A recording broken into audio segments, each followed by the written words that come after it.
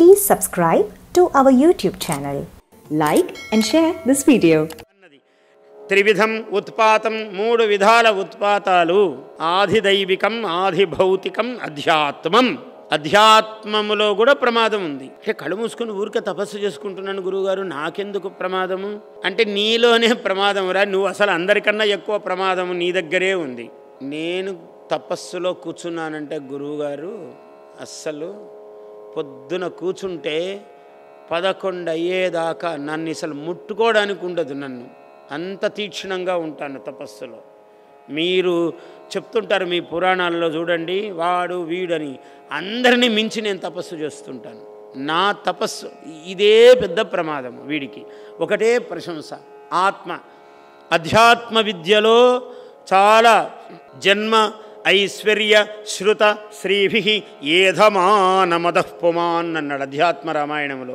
అధ్యాత్మం గురించే కదా చెప్తున్నాడు. జన్మ మా తాతగారి నుంచి కూడా నేను చాలా జ్ఞానినండి, ఊరికి ఇట్లంటే అట్లా అయిపోతుందండి అన్నాడు. వీడికి ఇది పట్టుకుంది. జన్మ ఐశ్వర్య ధనము నేనండి ఊరికే ఇట్లా ఇట్లా ఇచ్చేస్తుంటాను నేను, అదొక ప్రమాదము. శృత నోరు తెరిచానంటే శ్లోకాలేనండి నాకు. నేను ఎప్పుడు పుస్తకాలు పట్టుకోను, నేను అసలు ఎప్పుడు పట్టుకోకుంటే ఎట్లా వచ్చినారా నీకు, నేను పట్టుకోనండి, నాకు అట్లా వస్తుంటాయి అంతే అన్నాడు. శృత శ్రీభి ఈ సంపదలు ఏదో ఒకటి వీడికి ఇది గుర్తొస్తుంటాయి. వీడికి తపస్సులో కూర్చున్నప్పుడు పూసకు గుర్తొస్తుంటాయి. వీడిక్కడ రుద్రాక్షమాల తిప్పడం ఏమిటి, బ్రహ్మాండ భాండవులన్నీ తిరిగిపోతుంటాయి. మామూలుగా ఇట్లా కూర్చున్నవాడు ఇట్లా ఇట్లా ఇట్లా అయిపోతుంటాడు తపస్సులో. ఇది చాలా ప్రమాదమురా, వీడి ఎక్కువ ప్రమాదంలో పడతాడు. తక్కిన వాళ్ళన్నా పర్వాలేదు, నాకు ఇది ఉంది అది ఉంది అనుకునే వాళ్ళకన్నా వీడు ఎక్కువ ప్రమాదంలో పడతారు అన్నారు. జన్మ ఐశ్వర్య శృతశ్రీభి ఏధమానమద. వీడికి ఒకసారి ఈ మదము గర్వము ఒక చోట పెరిగి ఆగదు, పెరుగుతూ ఉంటుంది అన్నాడు. ఏధమానమద పుమాన్ న అర్హతే అభిధాతుం వై త్వాం అకించన గోచరం. నిన్ను పేరు మాత్రము శర్వాణి దేవి బ్రహ్మాణి కౌమారి మాహేశ్వరి పేరు అనడానికి కూడా వీడు అనర్హుడు అన్నాడు. ఎందుకండి అన్నాడు. త్వాం అకించన గోచరం, నువ్వెట్లాంటి దానివి, ఏమీ లేనివాడికి వచ్చి కనపడేదానివి నువ్వు, అన్నీ ఉన్నవాడు వీడు. అంటే సకల దుర్గుణ సముదాయము వీడి యొక్క ఆత్మ మనస్సు. ఏమీ లేనిదంటే ఏమి ఉండకూడదు అక్కడ. నిరాకార నిరంజన అని అన్నీ చెప్పాడు విశేషణాలు. ఏమీ ఉండొద్దు, శుద్ధి కావాలి ఆత్మ. ఎక్కడ శుద్ధంగా ఉంటుందో అక్కడొచ్చి ఆమె కూర్చుంటుంది. అంతే కదండి ఆసన శుద్ధి. మనము భోజనానికి కూర్చునేటప్పుడు ఆకు పళ్ళెము ఏదైనా శుభ్రంగా ఇక్కడ చిన్న ఇది ఉంది అని మళ్ళీ అడుగుతామా లేదా? నీవన్నం తినడానికే ఇన్ని జాగ్రత్తలు అయితే అమ్మవారు వచ్చి కూర్చోవడానికి ఎట్లుండాలి, ఎంత శుద్ధి ఉండాలి? ఇంత శుద్ధిగా ఉంటే కానీ అమ్మవారు వచ్చి కూర్చోదు. ఏ చిన్న మరక ఉన్నా మళ్ళీ వద్దాంలే అనుకుంటుంది, అంతకన్నా శుభ్రంగా ఉన్న చోటుకి వెళుతుంది. చూసారా? అందుకని ఈ త్రివిధం ఉత్పాతం, 3 విధాలైన ఉత్పాతములు ఇవి. వీటిని నేను మాహాత్మ్యం శమయేన్ మమ. ఈ దోషాలు ఎట్లా పోతాయి? అమ్మవారి మాహాత్మ్యము చదువు నాయన, ఒక్క దోషం ఉంటే అడుగు నన్ను. అమ్మవారే చెప్తున్నది సాక్షాత్తుగా. యత్ర ఏతత్ పక్ష్యతే సమ్యక్ నిత్యమాయతనే మమ సదాన తద్విమోక్ష్యామి సాన్నిధ్యం తత్ర మే స్థితం. ఏ ఆయతనములో, ఏ ఇంటిలో, ఏ దేవాలయములో, ఏ గృహాంగణములో ఈ ఎప్పుడు పఠిస్తారో అటువంటి చోటును నేను ఏ పరిస్థితుల్లో వదిలి వెళ్ళను. సర్వమంగళాస్వరూపిణి నేను అక్కడే కొలువై ఉంటాను. బలిప్రదానే పూజాయాం అగ్నికార్యే మహోత్సవే. నువ్వు ఇంట్లో పెళ్లి చేసుకో, పేరంటం చేసుకో, అందరిని పిలిచి ఒక వేడుక పెట్టుకో. ఏమి చేసినా నన్ను విస్మరించొద్దు, దాన్ని జయమంగళము చేస్తాను ఎప్పుడు నేను. నా పని అది. బలిప్రదానే పూజాయాం అగ్నికార్యే. అగ్నికార్యం ఇంకా చాలా అతి ముఖ్యమైనది. అగ్నికార్యము అత్యంత ప్రధానమైనది మానవ జీవితంలో. ఇటువంటివన్నీ సమయాల్లోనూ సర్వం మమైతచ్చరితం ఉచ్చార్యం శ్రావ్యమేవవా. నీవు చెప్పు, వినేటట్లు చెయ్యి. జానతా అజానతా వాపి. నువ్వు ఒకసారి తెలిసి చెయ్యొచ్చు, నీకు అర్థం కాలేదు శ్లోకము, ఏమి నష్టం లేదు. అయితే మంచిది, కాలేదు మంచిదే, దానివల్ల ఏమి ఇబ్బంది లేదు. ప్రతీచ్ఛిష్యామ్యహం ప్రీత్యా వహ్నిహోమం తథాకృతం శరత్కాలే మహాపూజ. ఇంకా చెప్పాడు మహాద్భుతం. శరదృతువులో వస్తాయి శరన్నవరాత్రములు. శారద నీరదెందు ఘనసార పటీర మరాళ మల్లికాహార తుషార ఫేన రజతాచలకాశఫణీశ కుందమందార సుధాపయోనిధి సితతామర సామరవాహిని శుభాకారతనుప్పు నిన్ను మదిగా నగయన్నడు కల్గు భారతి అంబనవాంబుజోజ్వల కరాంబుజ శారద చంద్రచంద్రికాడంబర చారుమూర్తి ప్రకటస్ఫుటభూషణరత్నదీపికాచుంబిత దిగ్విభాగ శృతిసూక్తి వివిక్త నిజ ప్రభావ భావాంబర వీధి విశ్రుత విహారిణి నన్ కృపజూడు భారతి అమ్మలగన్నయమ్మ ముగురమ్మల మూలపుటమ్మ చాలా పెద్దమ్మ సురారులమ్మ కడుపారడి బుచ్చినయమ్మ అక్కడ ఆపాలి సురారులమ్మ ఆపకూడదు సురారులమ్మ కడుపులు ఆరడి బుచ్చినయమ్మ తన్నులో నమ్మిన వేల్పుటమ్మల మనమ్ముల నుండెడి యమ్మ దుర్గమాయమ్మ కృపాబ్ధియుచ్యుత మహత్వ కవిత్వ పటుత్వ సంపదల్ యా దేవీ సర్వభూతేషు అనేక స్తోత్రములలో అమ్మవారు అభివర్ణింపబడినది. శరత్కాలము శారదా శారదాంభోజ వదనా వదనాంబుజే సర్వదా సర్వదా స్యాత్ సన్నిధి సన్నిధిం క్రియాత్. శారద అనేక విధములుగా స్తోత్రములలో అమ్మవారు శారదాకారం అంటే శరద్ ఋతువు. శరత్కాలే చ యా పూజా క్రియతే యా చ వార్షికీ. సంవత్సరము ఏ మహానుభావుడైతే ఏ ఇంట అయితే ఈ శరత్కాల పూజ నిర్వహింపబడుతుందో, ఎందుకంటే శరత్ అనేది జ్ఞానమునకు చిహ్నము, అధిష్టానమైనటువంటి ఋతువు. అందుకని ఆశ్వయుజ కార్తీక మాసములు. ఊర్జస్వలము అని పేరు కార్తీక మాసానికి. ఊర్జస్వలం అంటే నీకు బలమును కూర్చేది.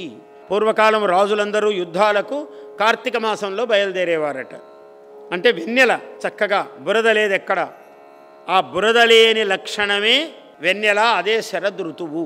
వేదము ప్రారంభము చెయ్యడానికి, వేద విద్య అభ్యసించడానికి శరదృతువు మూలము. శారదరాత్రులు ఉజ్వల సత్తర తారకహార పంక్తులంచారు తరంబులయ్యే విలసన్నవ కైరవ గంధ బంధురోదార సమీర సౌరభముదాల్చి సుధాంశు వికీర్యమాణ కర్పూర పరాగ పాండు రుచిపూరములన్బర పూరితంబులై.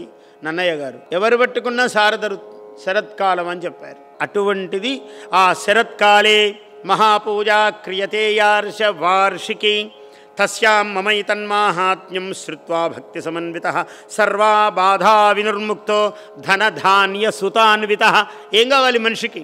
ఒకటి బాధలు తొలగాలి, రెండు ధనధాన్యములన్నీ ఉండాలి సమృద్ధిగా, ఈ పుత్ర పౌత్రాభివృద్ధిగా ఉండాలి. వంశం అన్నింటికన్నా గొప్ప ఆశీర్వచనం ఆచంద్రతారార్కం వంశాభివృద్ధిరస్తు.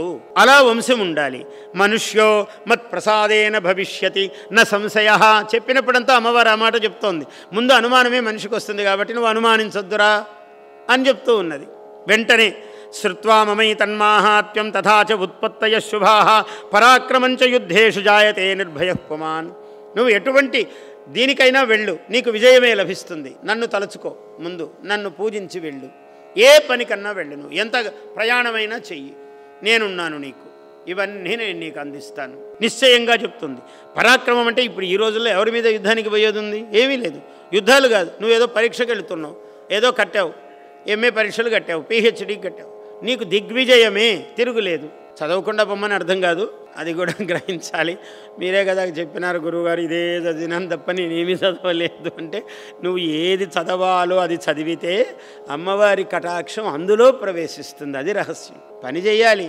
అట్లా కూడా కావచ్చేమో, సమయం ఎక్కువ పడుతుంది అంతే. నేను బావి దవ్వను, ఇక్కడ నీళ్లు రావాల్సిందే అంటే ఏ మహాత్ముడికైనా వస్తాయి. నువ్వు మహాత్ముడికి కావడానికి సమయం పడుతుంది, చదువుకుంటూ కూర్చుంటాయి, అంతే తేడా. అందువల్ల నీకు రాదని కాదు, మరి నీకున్న కర్మబంధముల నుంచి తెగి నీకు ఇలా అనుకుంటే అలా అయిపోయే స్థితి రావాలి అంటే వస్తుంది, సమయం పట్టవచ్చు అంతే. అప్పటికైనా ఖచ్చితంగా వచ్చేదే, అందులో ఏమీ మార్పు లేదు. రిపవహ సంశయం యాంతి కళ్యాణంచ ఉపపద్యతే. కళ్యాణం అంటే శుభము, ఎప్పుడు నీ ఇంట శుభమే జరుగుతూ ఉంటుంది. అమ్మవారి ధ్యానం ఎప్పుడైతే ఉంటుందో నందతేజ కులం పుంసాం మాహాత్మ్యం మమ శృణ్వతాం. ఆ వ్యక్తి యొక్క కులము, వంశము, పరివారము త్యానందమయులై ఉంటారు. శాంతి కర్మణి సర్వత్రా. శాంతి కర్మలు ఉన్నాయి. శాంతి కర్మ, తుష్టికర్మ, పుష్టికర్మ, ఇవన్నీ కొన్ని కర్మలు విహితముగా చేశాడు మానవుడికి, సంస్కారాలలో భాగాలు. మేము గ్రహశాంతికి ఒకటి చేస్తున్నామండి, నక్షత్ర శాంతికి చేస్తున్నామండి, ఉదక శాంతి పెట్టుకున్నామండి, సర్వదోషహరము ఉదక శాంతి. ఆ ఉదక శాంతి అనే ఇట్లాంటి శాంతి ప్రక్రియ పుణ్యాహవాచనము చేస్తున్నామండి. ఇవన్నీ చాలా శాంతి కర్మలు, పుష్టి కర్మలు. ఇటువంటి వాటి యందు గ్రహ పీడాసు చ ఉగ్రాసు మాహాత్మ్యం శృణుయాన్ మమ గ్రహ పీడాశ్చ దారుణాః నృభిర్దృష్టం దుస్వప్నం చ. చెడ్డ కల వచ్చింది, చాలా కలవరపడిపోతాడు. కళ అనేది వస్తే చాలా ప్రమాదం. అంటే మనిషిని కృంగదీస్తుంది అది. ఇంత ఎందుకబ్బా ఇట్లాంటిది అని. చదువు ఒక్కసారి సుస్వప్నం ఉపజాయతే, మళ్ళీ ఇంకొక రాత్రి వచ్చేటప్పటికి నీకు గొప్ప కళ వచ్చి ఈ దోషాన్ని పోగొడుతుంది. ఎవరి చేతిలో ఉంది కళ రావటం చెప్పండి? మన వశంలో ఉందా? ఈరోజు మంచి కళ రావాలి నాకు అని పడుకో, నిద్రే రాదు ఆ రోజు నీకు. కళ సంగతి అటు పెట్టు. అందువల్ల నిన్న దుస్వప్నం వచ్చిందంటే నన్ను తలుచుకోరా, నీకు సుస్వప్నం ఉపజాయతే వస్తుంది, వేరే లేదు. సంఘాత భేదే బాలా గ్రహ అభిభూతానాం బాలానాం శాంతికారకం సంఘాత భేదే చ నృణాం మైత్రీకరణం ఉత్తమం.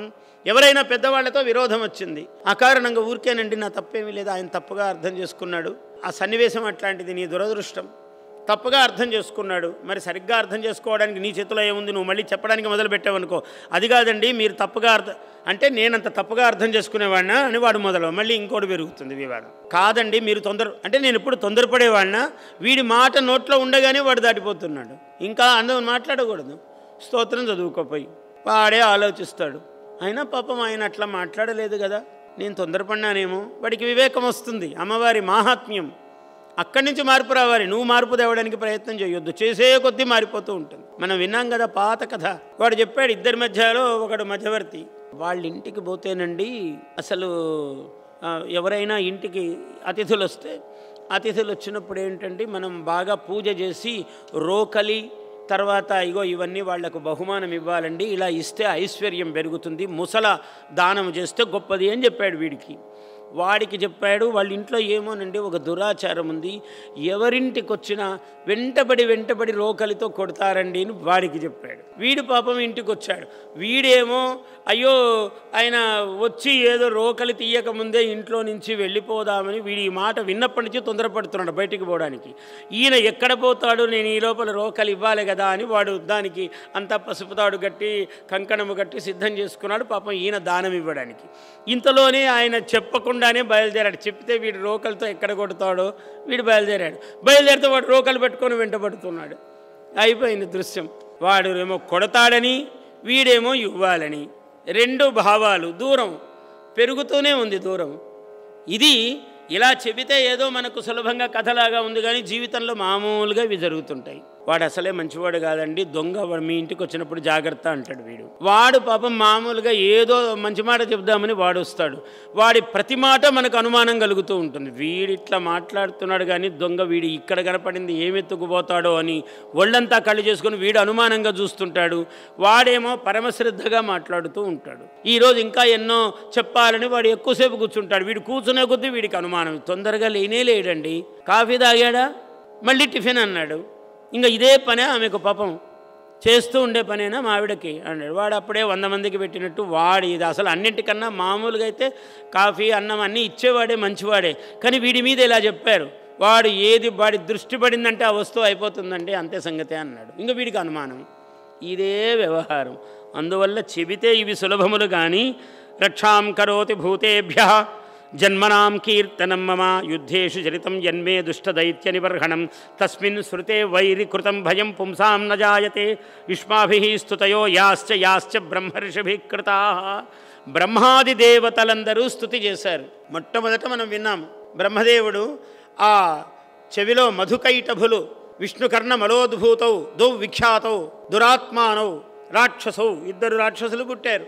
వాడు మధుకైటభులు. వీళ్ళు మనకు గుర్తున్నారు కదా, ఒకడు మధువు, ఒకటి కైటభుడు. సార్ నీ అంతటి వాడు లేడు అనేది మధువు. కైటభుడు వాడు చాలా దుర్మార్గుడండి, మీ పక్కింటి వాడు ఉన్నాడే అనేది. ఈ 2 అన్నమాట. వీళ్లతో చాలా ప్రమాదం. ఈ మధుకైటభౌ దురాత్మానౌ ప్రఖ్యాతౌ, వీడు చాలా విఖ్యాతులట 2. మళ్ళీ ఎక్కడ పడితే అక్కడ దొరుకుతారు వీళ్ళు, అందుకని ప్రఖ్యాతౌ అన్నాడు. సరే, వీళ్ళు పుట్టినప్పుడు బ్రహ్మదేవుడు ఏం చేస్తాడు పాపం మహానుభావుడు, ఆయన తపస్సు, విద్య, చదువు ఎప్పుడు ఆయన పనేది. ఆయనకు భయం వేసింది. ఏం చేయాలి? త్వం స్వాహా త్వం స్వధాదేవి వషట్కార స్వరాత్మికే అని అమ్మవారిని స్తుతి చేశాడు. చేస్తే నేత్ర ఆస్య బాహు హృదయ ఉరస్థ, ఈ భాగాలన్నిట్లో ఉందో అమ్మవారు ఉద్భవించినది. సహస్ర రూపములతో అమ్మవారు ఉద్భవించింది. నిద్రాం భగవతీం విష్ణో, ఆయన పడుకొని ఉన్నాడు స్వామి. హరినేత్రకృతాలయాం, హరినేత్రములను ఆలయముగా చేసుకుని ఆమె పడుకున్నది. నిద్రాం భగవతీం విష్ణో, ఆమెను స్తుతి చేశాడు. అప్పుడు ఇలా అనేక విధములుగా అమ్మవారు రూపమును ధరించినది. అలా దర్శనమిచ్చింది ఆమె. ఆ రూపము చెప్తూ ఉన్నాడు.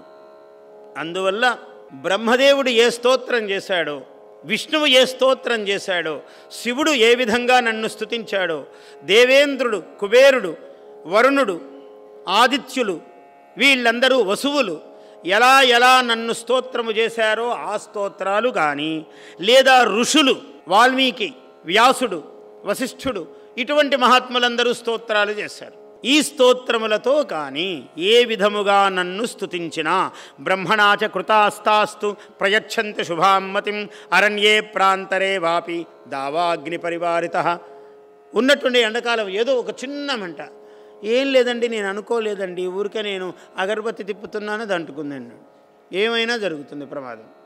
అందుకని ఎక్కడ అగ్ని ఉన్నదో దస్యుభి వా వృత, మొత్తం దొంగలు చుట్టుకున్నారు. ఇప్పుడు మనం అడవుల్లో నడిచేదేం లేదు, అడవుల్లో దొంగలు చుట్టుకునేదేం లేదు. ఇప్పుడు మన ఇళ్లలోనే చుట్టుకుంటారు దొంగలు. మనం వాళ్ళ దగ్గరికి వెళ్ళక్కర్లా, వాళ్ళే మన దగ్గరికి వస్తారు. మహాత్ములు అలా ఎదిగిపోయారు. అందువల్ల దస్యుభి వా వృత శూన్యే గృహీతో వాపి శత్రుభి సింహవ్యాఘ్రానుయాతో వా వనే వా వనహస్తిభి. అరణ్యంలో ఏనుగులు కానీ లేదా ఏనుగులు లాంటి వాళ్ళు మన ఇంటికి వచ్చినప్పుడు కానీ ఎప్పుడైనా నేనున్నాను రా, మీకు దిగులు లేదు. రాజ్ఞా క్రుద్ధేన చాజ్ఞప్తో వధ్యో, రాజు ఆజ్ఞాపించాడు ఇలా చేయండి అని, అయినా అది ఎటువంటి దుష్కరమైన సన్నివేశమైనా నేనున్నాను. ఆఘూర్ణితో వా వాతేనా, ఎవరి చేతిలో లేదు, ఉన్నటువంటి గాలి వీస్తుంది, ప్రమాదం. ఆఘూర్ణితో వా వాతేనా, ఏ ప్రమాదమైనా జరగవచ్చు, అప్పుడు కూడా నేనున్నాను. సంగ్రామే భృషదారుణి స్మరన్మయి మమైతచ్చరితం నరో ముచ్చేత సంకటాత్ మమ ప్రభావాత్ సింహాద్యాః దస్యవో వైరిణస్తథా మమ ప్రభావాత్ సింహాద్యాః దూరాదేవ పలాయంతే స్మరతశ్చరితం మమ. మీరేమో స్తోత్రం చేయమన్నారమ్మా, బాగానే ఉంది, కానీ ఆపదొచ్చి మీద పడింది, అప్పుడు నేను పుస్తకం పెట్టుకొని స్తోత్రం ఎక్కడ చేస్తాను తల్లి అంటే, ఏమక్కర్లేదురా నన్ను తలంచు చాలు మనస్సులో, నేను ఉంటాను అక్కడ నీకు రక్షగా అంటే. మనం ఇవన్నీ విన్నాం కదా, గురుగారు స్తోత్రం చదవమన్నారు, పుస్తకం లేదు, ఇవి ఆలోచించకూడదు. ఆపద వచ్చినప్పుడు ఏమక్కర్లే, అమ్మా నీవే సర్వశరణ్య శరణ్య సర్వస్యార్తి హరే దేవి నారాయణి నమోస్తుతే. ఏ శ్లోకము గుర్తురాదు భయంలో, అన్నీ వచ్చు బాగా, అన్నీ మర్చిపోయాం. నారాయణి అమ్మా 2 అక్షరాలు గుర్తొస్తాయి కదా, అది చాలు. మమ ప్రభావాత్ ఇత్యుక్త్వా సా భగవతి చండికా చండ విక్రమ ఋషి ఉవాచ. మార్కండేయ మహర్షి చెప్తున్నాడు. ఈ విధంగా చెప్పి అమ్మవారు పశ్యతామేవ దేవానాం తత్రైవ అంతరధీయత, అందరూ చూస్తూ ఉండగానే అమ్మవారు అలా అలా అలా అలా మాయమైపోయిందట. తేపి దేవా నిరాతంకాః స్వాధికారాన్ యథాపురా. ముందు కాలములో ఎలా అయితే దేవతలు సర్వాధికారములతో ఉన్నారో, దేవేంద్రుడు వజ్రపాణి అయి త్రిలోకములను పాలిస్తున్నాడు. ఆయనకు పోయింది కదా, మధ్యలో వీడు శుంభుడు వచ్చాడు, నువ్వు అక్కర్లేదు పక్కకు జరగన్నాడు. ఇంద్రసింహాసనం నుంచి పక్కకు వచ్చాడు, ఇప్పుడు మళ్ళీ ఇంద్రుడు సింహాసనం మీద కూర్చున్నాడు. తేపి దేవాః నిరాతంకాః యజ్ఞభాగభుజ సర్వే యజ్ఞభాగాన్ ఉపాశ్నామి పృథక్ పృథక్ అన్నాడు కదా వాడు. ఆ అమ్మవారికి చెప్పినప్పుడు దూతతో ఏం చెప్పి పంపించాడు, సారే మొత్తం తినేస్తున్నాడండి యజ్ఞభాగాలన్నీ మా రాజుగారు అని చెప్పాడు. ఇప్పుడు మళ్ళీ దేవతలందరూ యజ్ఞభాగములను హవిస్సులను యథాపూర్వముగా స్వీకరిస్తున్నారు. దైత్యాశ్చ దేవ్యా నిహతే శుంభే దేవరి పౌయుధి జగద్ విధ్వంసిని తస్మిన్ మహోగ్రే అతుల విక్రమే. ఇలా శుంభుడు నిశుంభుడు అతివీర్యే ఇలా ఘోరముగా వాళ్ళు సంహరింపబడగా అమ్మవారి చేతిలో శేషాహ, వీళ్ళందరూ అయిపోలే, ఇంకా మిగిలినారు కొంతమంది. పాతాళమాయయు, అమ్మా మాకు ప్రాణరక్షణ ఇవ్వు, నీకు పాదములకు నమస్కారం చేసి మేమేదో ఆ మూలకు బతుకుతాం, పాతాళానికి వెళ్ళిపోతాం అంటే, పోండిరా యూయం గచ్చత పాతాళం అన్నది. అక్కడికి పోయి మర్యాదగా వాళ్ళని కూడా ఉండమన్నా, మర్యాదగా విని ఉంటే వాళ్ళు బతికి ఉండేవాళ్ళు. సరే వాళ్ళు పోయారు, ఇంకా మీరన్నా పోయి ఉండండి అంటే పాతాళానికి వెళ్ళిపోయారు. ఏవం భగవతీ దేవీ సా నిత్యాపి పునఃపునః, ఆమె నిత్యా ఎప్పుడు ఉంటుంది అమ్మవారు. మన శరీరములలో దేవశరీరేభ్య నిరంతరము అమ్మవారు కొలువై ఉన్నది, మనం గ్రహించాలి. ఎక్కడో ఉన్న తల్లి, ఎక్కడైనా ఉన్న తల్లి, మనలో కూడా ఉన్న తల్లి. ఈ ఎక్కడో అన్ని చోట్ల ఉన్నటువంటి తల్లిని, మనలో ఉన్న తల్లి శక్తిని, శక్తివల్లి ఆ తల్లి అంటే, ఈమెతో అనుసంధానము చేసుకోవాలి. ఇది మనం చేయవలసిన పని. దీన్నే తపస్సు అన్నారు, దీన్నే ధ్యానం అన్నారు, దీన్నే యోగం అన్నారు, దీన్నే పూజ అన్నారు. సంభూయ, ఆమె నిత్య ఎప్పుడూ ఉంటుంది. కానీ సంభూయ కురుతే భూప జగత పరిపాలనం, ఆమె ఎప్పుడూ జగత్తును పరిపాలిస్తూనే ఉంటుంది. ఈ జగత్తులో నువ్వు కూడా ఉన్నావు అంటే నిన్ను ఆమె చూస్తూనే ఉంటుంది. నీవు చూడటం సంభవిస్తే చూపులు కలుస్తాయి, ఆమె నిన్ను పూర్ణంగా కటాక్షిస్తుంది. ఆమె అయితే నిన్ను చూస్తూనే ఉంటుంది ఎప్పుడు కూడా. Please subscribe to our YouTube channel. Like and share this video.